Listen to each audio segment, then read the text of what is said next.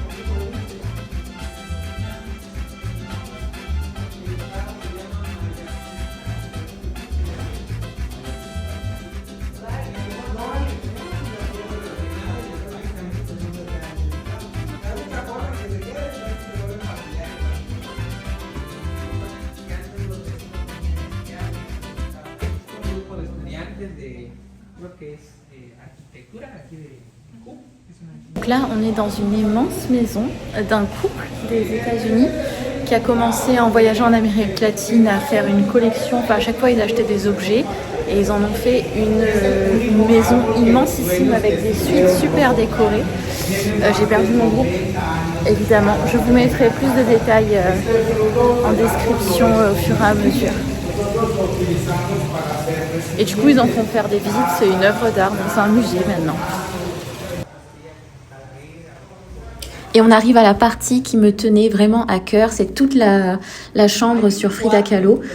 Donc Frida Kahlo de 1907 à 1954, elle a vécu. C'est une artiste peintre mexicaine emblématique. Je suis très reconnaissante d'avoir eu la Señora Sanchez au collège qui nous a vraiment ouvert l'esprit sur l'art. Et depuis, j'aime beaucoup Frida Kahlo. Donc célèbre peintre mexicaine, elle est célèbre notamment pour ses autoportraits qui sont assez intenses.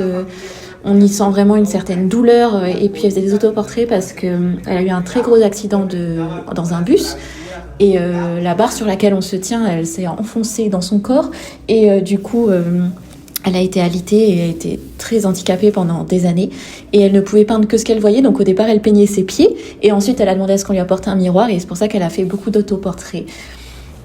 Donc c'est une poliomyélite qu'elle a. Poliomyélite. Et suite à ce terrible accident de bus à ses 18 ans, donc elle a réussi à transformer vraiment sa souffrance physique et émotionnelle avec l'art et en peignant majoritairement du coup depuis son lit à la Casa Azul. Et son amoureux, c'était un certain... Bien sûr, en face de la suite de Frida, il y a la suite de Diego. Mais aujourd'hui, je sais pas pourquoi, on n'y a pas accès. Diego Rivera, qui lui aussi est très connu dans le domaine de l'art. Bon, ils ont une relation vraiment tumultueuse. Je crois qu'ils sont divorcés et remariés 1 ou 2 fois. C'était une relation complexe, mais c'était leur relation. Et une belle histoire d'amour.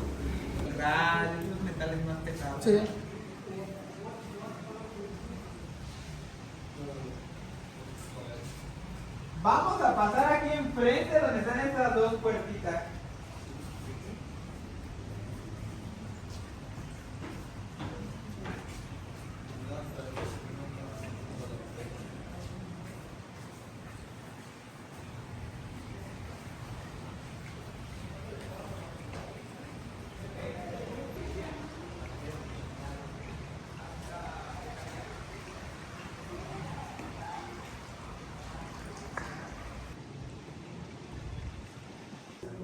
L'art venant exclusivement du Mexique, vous allez bien sûr apercevoir beaucoup de crânes, beaucoup de squelettes, car c'est quelque chose qui est très ancré dans cette culture, notamment avec le jour des morts, Dia de los Muertos.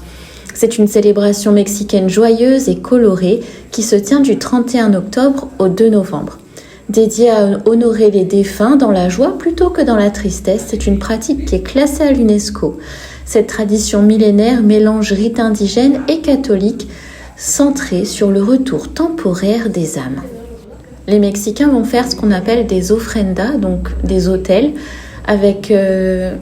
décorés avec des photos de la famille, même des animaux si on veut, et ils vont les décorer avec des fleurs, des bougies, un petit pain sucré, pan de muerto qu'on mange là-bas, et crâne en sucre, calaveras, pour guider et nourrir les défunts. Donc c'est-à-dire vraiment leur faire un chemin pour qu'ils puissent revoir leur famille pendant ces quelques jours.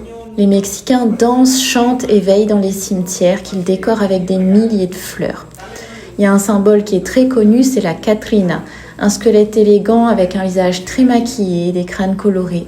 Si vous n'avez pas vu Coco, sachez qu'il reflète parfaitement cette tradition. C'est un très joli dessin animé. Quant à l'origine de cette fête, elle est issue de croyances aztèques et toltèques et elle perdure depuis plus de 3000 ans. La mort étant perçue comme un passage et non une fin. Y vamos a ver el salón.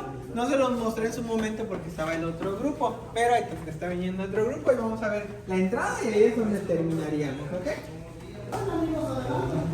Et donc les propriétaires habitent principalement la partie au-dessus, tout ce qu'il y a là-haut, et là-haut c'est vraiment là où ils habitent tous les jours. Incroyable.